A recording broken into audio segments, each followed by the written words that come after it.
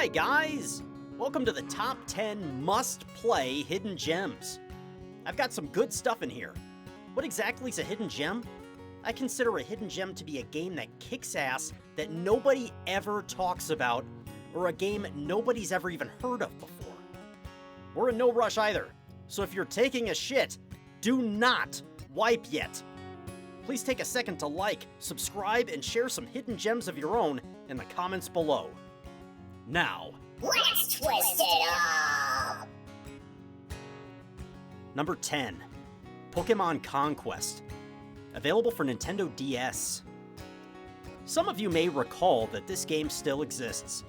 Or maybe you've forgotten all about it, like all that crap the astronauts left on the moon. This game is a tactical strategy RPG where your Pokemon are units on a battlefield, similar to Final Fantasy Tactics. What makes this game different from all the other copy and paste Pokemon adventures is that each Pokemon, regardless of how weak they are, serve a purpose in battle. You'll actually need to use all those moves you used to mercilessly force delete from a Pokemon's memory. String Shot, Sing, and Thunder Wave are incredibly useful in this game to give you the upper hand on your enemies. This is indeed a hidden gem. This one goes for $60 on eBay, so no need to hurriedly reach your poopy fingers for your phone to rush onto eBay and buy it. Take your time and wipe. Number 9. Record of Lotus War, Advent of Cardus. Available for Sega Dreamcast. Based off an old 1980s anime series, this game finds you in control of a nameless hero risen from the dead by the wizard Wart to defeat Cardus, goddess of destruction. With another hidden gem, Record of Lotus War, Deedlit and Wonder Labyrinth, having just released in 2021, you might be itching to go spelunking into this world once again. This game's a hack-and-slash adventure, similar to Diablo or the Baldur's Gate Dark Alliance games. There isn't much story here. You'll mostly be spending your time slashing your sword through shitty-looking polygonal monsters. This game's pretty tough though, so if you do intend on playing this game, make sure you're definitely done pooping by then. The rage from playing this may cause you to unintentionally shit your pants. Number 8. Chance of Sonar. Available for Nintendo Switch, Xbox One, PlayStation 4, and PC. Here's a real find. There's no combat in this game. It's all based on translating one language to the next in order to progress in the game, as the story's inspired by the Tower of Babel myth. You'll really have to put your thinking cap on here, as context clues, nearby objects, and NPC actions will guide you to identify what various symbols mean. This is a puzzle game unlike any other that I've ever played. You'll really get stuck a few times, but the need to discover the secrets of the tower will have you desperately searching every room and speaking to every person, like a homeless wretch looking for Arby's coupons in the restaurant's dumpster. This is a relatively cheap game, and it goes on sale often, so settle your fuzzy buns back down onto that toilet seat. We're not done here. Number 7. Inside. Available for Nintendo Switch, Xbox One, PlayStation 4, iOS, and PC. I've played this game a few times and I couldn't begin to tell you what the hell it's all about. But it's really fucking creepy and ominous. This game will have you begging for answers like a deaf guy after watching Prometheus without subtitles. The answers don't take long to find either, as this game's only a few hours long. Luckily, it's always on sale and you can pick it up for just a few bucks. This game plays like a platformer with horror elements mixed in. There are chase sequences and high-pressure moments where failing means certain painful death. I consider this a must-play just because of how short and cheap the game is. Now I'm betting you've dropped all of your little poop pellets into the bowl like a fucking rabbit by now. So let's get on with it. Number 6. Genghaskhan 2, Clan of the Grey Wolf. Available for NES, Super NES, Sega Genesis, Sega CD, TurboGrafx-16, and PlayStation. Released only a year after the first Civilization game was first released, this game sent the Mongol hordes raiding onto consoles in 1992. This game has most everything you'd expect from a turn-based strategy simulation game, from balancing your economy and family relations to random natural disasters and all-out war. This game has it all. If you aren't bothered by sprite-based graphics and simplistic menus for organization, jump in and give this baby a shot. There are a total of 4 different scenarios with 4 to 6 playable factions per scenario, giving you more options to choose from than a Taco Bell value menu, which is likely what led you scampering to your toilet in the first place. If you aren't too busy white-knuckling the metal bar in the handicap stall of your local Taco Bell, consider picking this one up and sending your vicious Mongol hordes to spill some peasant blood. Number 5. Tales of Iron. Available for Nintendo Switch, PlayStation 4, PlayStation 5, Xbox One, Xbox Series X and S, and PC. Here's a criminally unheralded Metroidvania title about a kingdom of rats at war with frogs, bugs, and other creatures of the swamp they call home.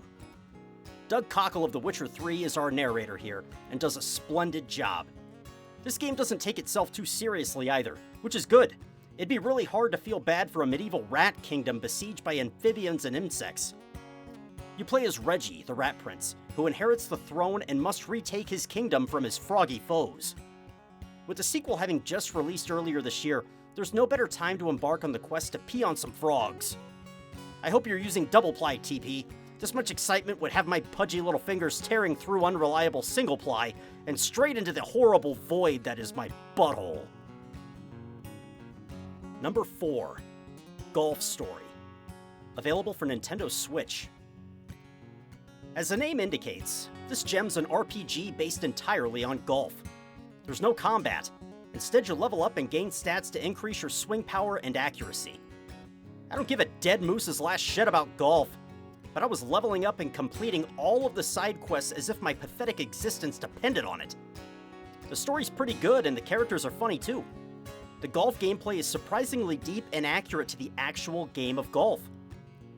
There are in-game tournaments and contests that will test your ability for new equipment and better scores. This is a literal diamond in game form. You definitely owe it to yourself to try this puppy out, if for no other reason than to prolong your time on the shitter. Number 3. Baseball Stars. The NES version. This baby remains amongst the very best sports games I've ever played. How good can a baseball game on NES possibly be? Really frickin' good! There are several generic teams ranging from a team of only women to a team of a bunch of monsters from classic movies. Every team excels at different things: speed, contact, pitching, and power. Some don't excel at anything but butt-chugging bottles of Keystone Light and being a punching bag for better teams. For a game released in 1989, this is about as deep of a baseball game as one could imagine playing back then, and even for years afterward. This remains the only game I've ever actually physically created a strategy guide for, as none existed at the time anywhere on the internet. It's a stapled bunch of papers about as organized and clearly written as Kurt Cobain's brain-splattered suicide note, but I'm very proud of it. Drop a comment below if you'd like a copy and I'll email one to you. No anthrax included. Number 2. Super Adventure Island 2. Available for Super Nintendo. This is what Zelda 2: The Adventure of Link should have been. Most people haven't even heard of this game, but damn it, is it good. You play as Master Higgins, a chubby pile of shit who thinks sailing into the void on his honeymoon with his beloved on a raft with no sail is a good idea. You'll gather weapons, magic, and armor to help you along on your journey to rescue said beloved. You'll travel to various islands solving puzzles, stabbing bad guys, and making imposing cartoon bosses smell their own butt cracks. This is a pretty short game, clocking in at just 5 to 6 hours, but it remains a major, hidden gem, long forgotten back on the Super Nintendo. If you aren't done wiping your poopy taint, you better wrap it up quick. We're almost done. Number 1. Ark the Lad, Twilight of the Spirits. Available for PlayStation 2. Some of you may remember seeing this game on GameStop shelves a few decades ago and passed it over as no more than a puddle of cat piss in PS2 form. But you were wrong. This game is what I would call one of the greatest JRPGs of all time. Nobody ever talks about it, and nobody ever gives it the time of day. Arc the Lad Twilight of the Spirits is a sort of tactical RPG where you can freely move your units around the battlefield within their individual ranges. Each character has their own movement range and attack range, which gives each character different pros and cons. The story alternates chapters between two protagonists, Karg and Dark. These heroes are similar yet different from each other.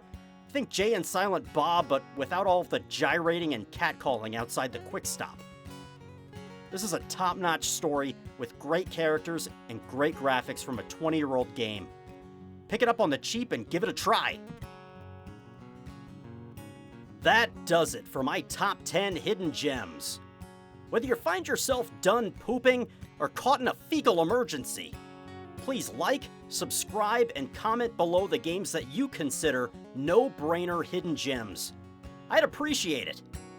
Thanks for watching. Oh, and don't forget to twist it up!